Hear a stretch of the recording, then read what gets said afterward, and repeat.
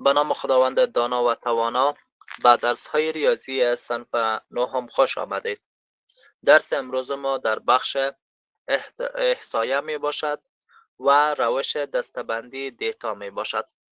اول احصایه را قبلا هم تعریفش خوانده بودیم که احصایه بخشی از ریاضیات است که از روش های جمع‌آوری دیتا و پروسس آن بحث می کند.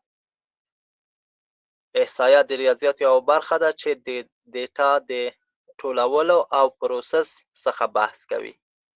پس حالا روش دسته‌بندی دیتاها، یعنی دیتاها رو چگونه گروپ بندی کرده میتونیم. په دې کې وایي څنګه کولای شو دیتا گروپ بندی کړو. یعنی گروپ بندی به چی معنی؟ مثلا بین 1 الی 10 اگه دیتا باشه تعدادش چند تاست، اینجا میگیم دستیش، دلتا وایي دسته، اینجا هم تعدادش هم میگیم بین 1 الی 10 چند تا است، یو تا لس څو دانه ده. ایره جمع بندی میکنیم، اینجا نوشته میکنیم مثلا بین 1 الی 10 2 دانه دیتا است. به می قسم مثلا میگیم بین مثلا 11 الی 20 چند تاست، یا ول از تر شل څو دانه ده، مثلا 5 تا دیتا شد. این قسم دسته بندی میکنیم. یا نفوس یک قریه را جمع آوری میکنیم. نفوس یک قریه را جمع آوری میکنیم که تعدادش چقدر است. مثلا تعداد اطفال قریه چقدر است، اطفالش چقدر است، تعداد اطفال مثلا 50 نفر در قریه اطفال است.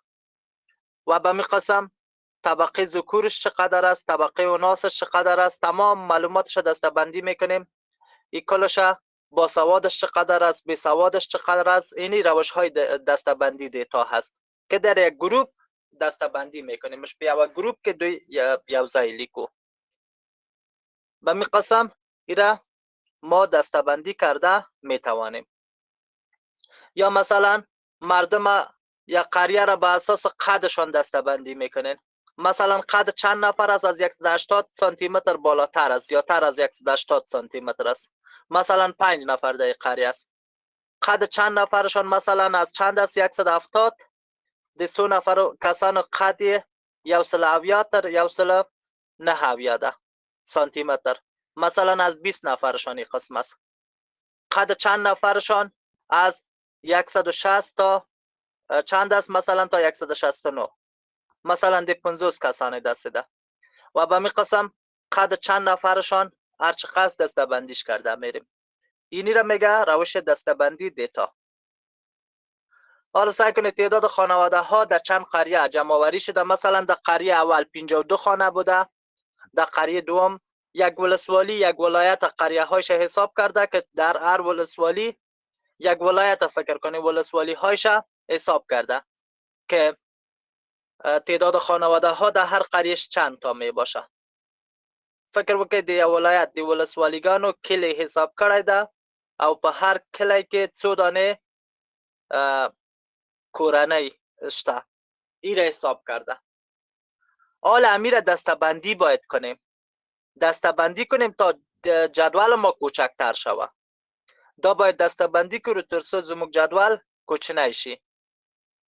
پس ما اینجا چی جدول بندی میکنیم؟ مثلا 35 تا 41 تعداد خانواده ها رو سعی کنیم و تعداد قریه ها، یعنی چند قریه تعداد خانواده های 35 تا 41 بود. شما در دیتا پیدا کنید 35 تا 41 15 درش یکی اینجا پیدا کردیم، میشم 2 3 4 3 4 و به می قسم پیدا کردیم.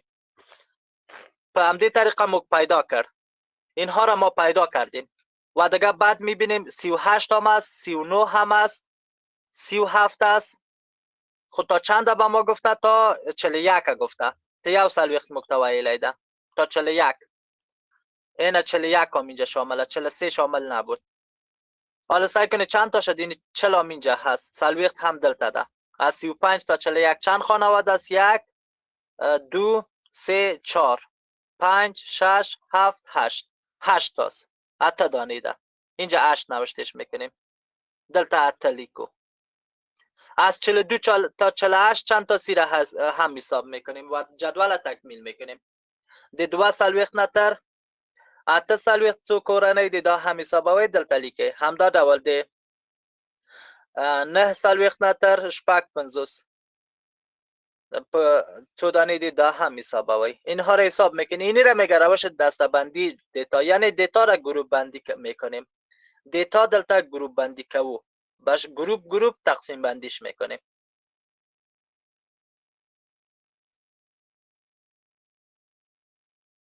حالا موضوعی که هست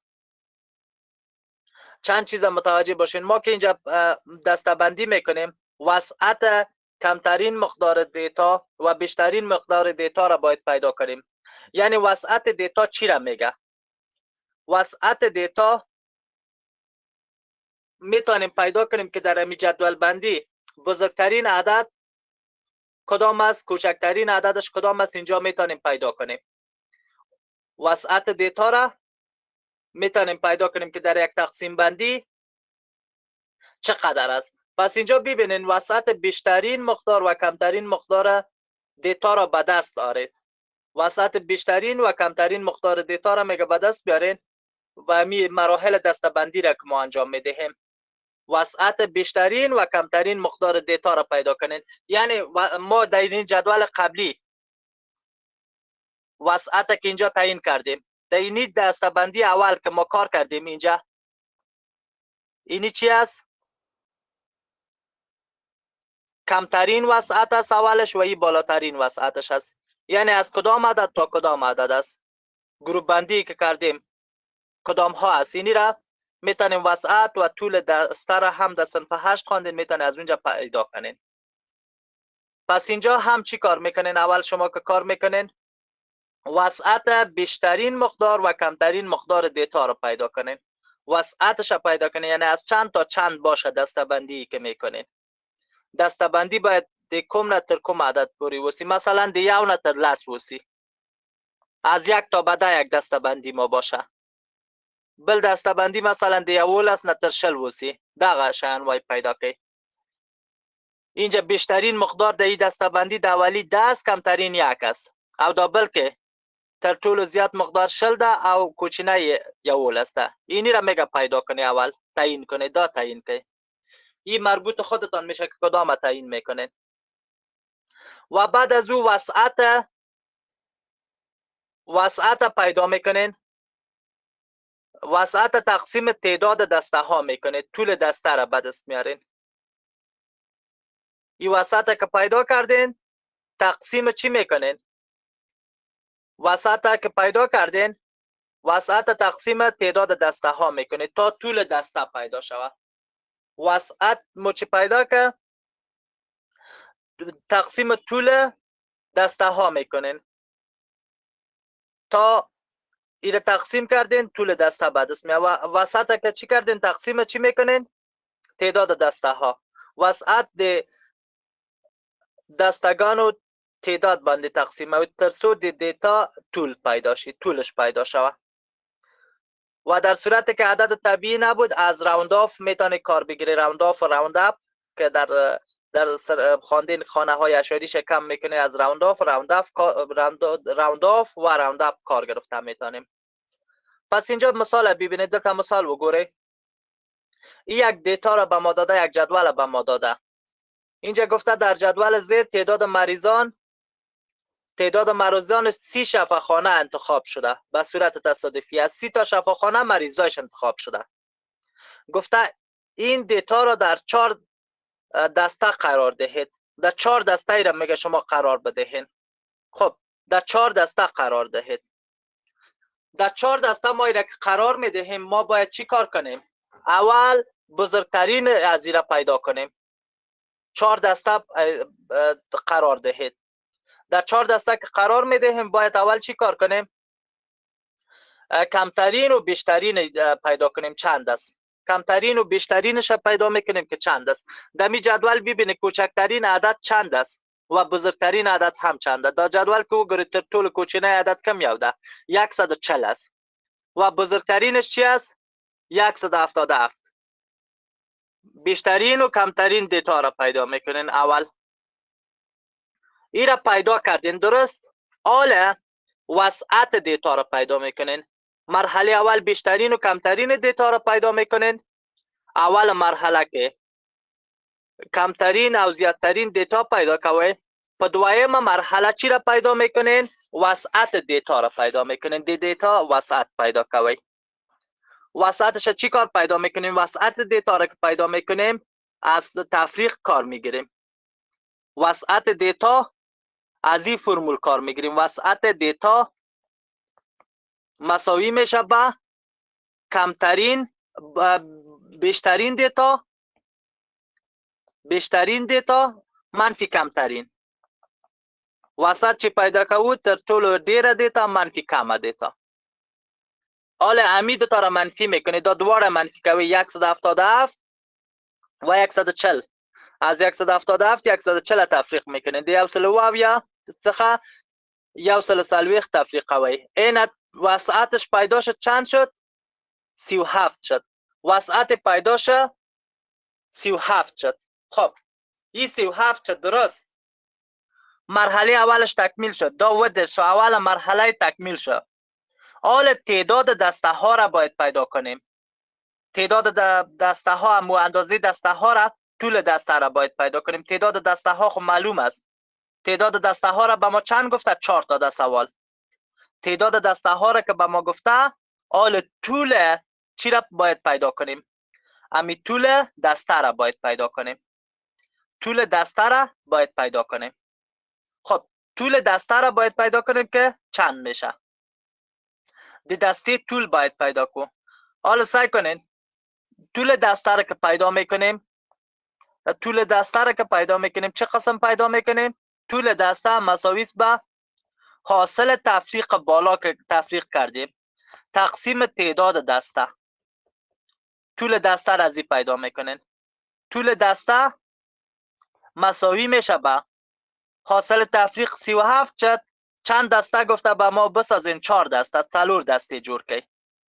پر 4 دسته بسازین، بالاخره طول دسته ما مساوی میشه. ایره تقسیم کنید. دا تقسیم کی. ایره تقسیم کنید 9 اشاریه چند میشه؟ 9 اشاریه تو کیگی. 4 9 36 میشه. 9 اشاریه چند میشه؟ 9 اشاریه سو کیگی. 9 اشاریه هر چیزی که شد 9 اشاریه 25 میشه. پس این طول دسته پیدا شد. اما ما به شکل اشاری را کار نمیگیریم. اینجا باید کامل باشه. په اشاری ډول موږ دا کار نه ساخستی. اینجا از راوند اپ کار میگیریم. دی راوند اپ څخه کار اخلو. یعنی راوند اپ کار میگیریم. به چی معنا؟ ما 9 اشاریه چند نوشتن میکنیم؟ ما نوشتن میکنیم 10. موږ لیست اندیکو لاس 10 نوشتن میکنه که آسان دسته ها تعیین شود. نه، پس ما میگیم طول دسته اشاریه است، کار ما را مشکل میکنه، ما 10 میگیریم. دغه لاس انتخاب او 10 انتخاب میکنیم. بعد از او دسته بندی را شروع میکنیم. دسته بندی شروع میکنیم. حالا اینال دسته بندی را شروع میکنیم. اوس دسته بندی شروع کوو. حالا سعی کنین از 140 تا 150، از 150 تا 160، از 160 تا 170، از 170 تا 180. این دسته ها تقسیم بندی شد. پس حالا ما حساب میکنیم. اوس دلتا حساب او در جدول بالا چند عدد وجود داره که 140 الی 150 است. 140 تا 150 ده. 140 الی 150 چند عدد وجود داره؟ دا پیدا کوو. دا پیدا کوو. ایره پیدا میکنیم. خب پیداش میکنیم که چند عدد وجود داره. دا پیدا کوو 2 عددش ده. خب اینجا در جدول دیگه پیدا میکنه 140 الی 150 چند تاست؟ 140 است. جدول مکمل دیده میرین 140 الی 150. ایشام 2 دانه 2 دانه 3 تا 149 3 دانه شو. به می قسم 140 الی 150 یعنی 146 باز اینجاست. مجموعاً 4 دانه شد. مجموعاً 4 دانه شو. ایره کتابتان تیار تکمیل کرده 4 تا شده. پس ایره پیدا کردیم که 4 تا شد. 4 دانه شد. امی تعداد در اینجا چند تا شد؟ 4 تا. تعداد یا کسرت 4 دانه شد. تعدادش 4 تا شد. از 150 تا 160 هم 7 دانه شد. از 160 تا 170 هم که حساب شد در جدول 11 دانه شد. 11 دانه شد. و به می قسم از 170 تا 180 هم 8 تا شد. 8 دانه شد. پس حالا این خلاص شد. دا اوس پیدا شو. حالا چی کار میکنیم؟ اوسط دسته را پیدا میکنیم. د دسته اوسط پیدا کوو. اوسط دسته را چگونه پیدا کرده میتونیم؟ ایره کار میکنیم. اوسط دسته را میتونین از اینجا هم پیدا بتانین و یا هم تمام می دسته هایی که اینجا موجود است، کم دسته دلتا چی موجود ده هغه طول جمعه که تقسیم په تعداده که کلش جمع کنی تقسیم تعدادش کنی میشه از این روش هم پیدا کنین. ولی از اینجا هم میتونی پیدا کنی، د دې ځای نه هم پیدا کولای شي. از اینی قسمت میتونی پیدا کنی، د دې برخه نه تاسو پیدا کولای شي. از این قسمت پیدا میتونین که ما در نظر بگیریم 140 است اینجا، 140 الا 149. اینی را کتابتان باید 149 میگرفت، 109 باید لیکلای و اینی 149 باید میگرفت. اوسط از این قسمت پیدا میکنیم د دې ځای. به خاطر که تکراری باید نوشته نکنیم، امی دیگه هم 159 دغه 109 اینی را 169 نوشته کنه و بالاخره تمامش مکمل تکمیل کنه. آخریش دیگه اگه 180 هم شد مشکل نیست، چون 180 اگه دیتا داشتیم نوشته شو، اگه نداشتیم نه. پس حالا اوسط که پیدا میکنیم، اوسط څنګه پیدا کوو؟ میگیم x زبر مساوی میشه به اینجا 140 جمع 149 تقسیم 2. دا جمع که ایره جمع کنین میشه چند؟ طول چی جمع کو میشه 9 8 و 2 289. 289 را تقسیم 2 کنین میشه 144.5 143.15 کیگی. 144.5 شد. دو میشه هم به می قسم پیدا میکنیم. دویم اوسط هم به همدی طریقه پیدا کوو. اوسط دو میشه هم به می طریقه پیدا میشه. د دویم اوسط هم په همدې طریقه پیدا کوو. اوسط دو میشه هم به می طریقه پیدا میکنیم. به این طریقه پیدا میکنیم که نوشته میکنیم x زبر دومی 150 جمع 159 تقسیم په 2 تا را جمع کردیم، 2 مو جمع کرده. ایره جمع کنید، دا جمع که میشه 309 309 کیگی تقسیم په 2 154.15 به می قسم دگرایش هم پیدا میشه. په همدې طریقه نور هم طریقه باندې پیدا کیگی. اوسط پیدا کوي. اوسط پیدا کوي یک موضوع را متوجه باشید. اینی دغه اته ده، اینی را باید اینجا نوشته نمیکرد. ای را باید n مساوی به c اینجا نوشته میکرد، لاندی باید لیکلی و اینجا یک تعداد اشتباه میکنه. اینجا تنها 8 کتاب دیگر مقصد نوشته کردن. ای تعداد از 8 شد. n اینی n که مساوی به c از کجا شده؟ دا n چه مساوی به درش لیکل شوی دا کم ځای شوی ده. این یار کلش جمع کنین. دا طول جمعی که 4 جمع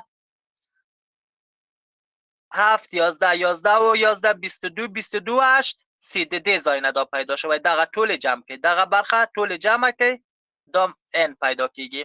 n چی معنا؟ تعداد مجموعه، یعنی تعداد دیتاها تعدادش است. n تعداد ده و f هم کسرت هم میگه. f کسرت و ای n هم تعداد مجموعی شد. تعداد مجموعی n مجموعی تعداد ده، تعداد مجموعی. ای پیدا شد. اوسط هم پیدا شد. اوسط هم پیدا شد. حالا کسرت دیتا را، کسرت یعنی تعداد، تعداد هر تعداد دیتا را ضرب اوسطش میکنیم. ده هر دیتا تعداد اوسط باندې ضرب او، یعنی اینی 4 ضرب 144 میکنیم. 4 ضرب 440.15 کوو و به می قسم 7 ضرب از این میکنیم او 11 ضرب دیده کوو. این کلش ضرب کردیم. حالا بالاخره ما چی کار میکنیم؟ تا اینجا کار کردیم. اینها را ما اگر بخوایم اوسط پیدا کنیم که غواره اوسط پیدا کو، بعد از چی کار میکنیم؟ اینی قسمت ها را کلش جمع میکنیم. دغه برخه طول جمع کوو اوسط عمومی را اگر پیدا کنیم، اینی را کلش جمع میکنیم. دغه آخری برخه طول جمع کوو تقسیم 4 دیش میکنیم. تقسیم 30 دیش باندې تقسیم او دغه طول جمع کوو او بیا هم ده جمع حاصل دیش باندې تقسیم و تقسیم 30 میکنیم تا اوسط به صورت کامل پیدا شد که ده اوسط خبره و اوسط پیدا کیږي. این اینجا براتان کارم کرده. دا بل صفحه که تاسو دای کار کړی ده. د صفحه بعدی امی اوسط براتان کار کرده که ما قبلا توضیحات دادم. اوسط تاسو کار کړی ده. پس بالاخره اوسط امی دیتا مکمل است. کل دیتا چند شد؟ 162.1 102.1 شد و اینجا گرافش هم رسم کرده. دلتا گرافی رسم شده. گرافش رسم شده، یعنی مریضانی که از 140 تا 149 بود تعدادش 4 تاست به رنگ زرد. از 150 تا 159 بود تعدادش چقدر شده؟ به می قسم.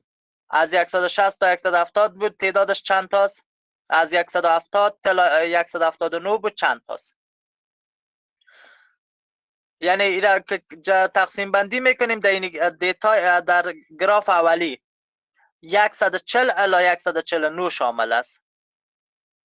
این باز 150 شامل نیست، 150 شامل نده و به می قسم انجام شامل نیست، پای شامل ندی پکه. پس اوسط پیدا شد و گرافش هم میلهیش هم نشان داده شد. خب و بالاخره نتایجی که حاصل شد چی شد؟ از جمله مشت 30 شفاخانه تنها یک شفاخانه است که ازدحامش زیاده. د 10 شفاخانو څخه یوازې یو شفاخانه ده چې دغه تعداد یا مراجعین ډیر دي. از کجا او را ما فهمیدیم؟ د کوم ځای نه هغه پیدا شوه؟ از اوسط. امو که از اوسط بیشتر شد او بیروبارش زیاده. د اوسط نه هغه چې ډیر و دغه بیروبار ډیر ده و از اوسط که کم بود و عادی است. به قسم دیتا رو دسته بندی میکنیم. دابل سوال تاسو کار که اینی سوال دوم شما کار کنید. دقیقا این سوال شما کار کنین مثال دو میره. دویم مثال تاسو کار که خوب با تشریحات کار کنید. تاسو دویم مثال دوم کار کنین و همچنان او همدا ډول د 200 صفحه 200 تمرینش هم کار کنید. تمرین هم کار کنید. د 200 صفحه تمرین هم کار کنید. درس امروز ما به پایان رسید. تا درس دیگر خدا حافظ.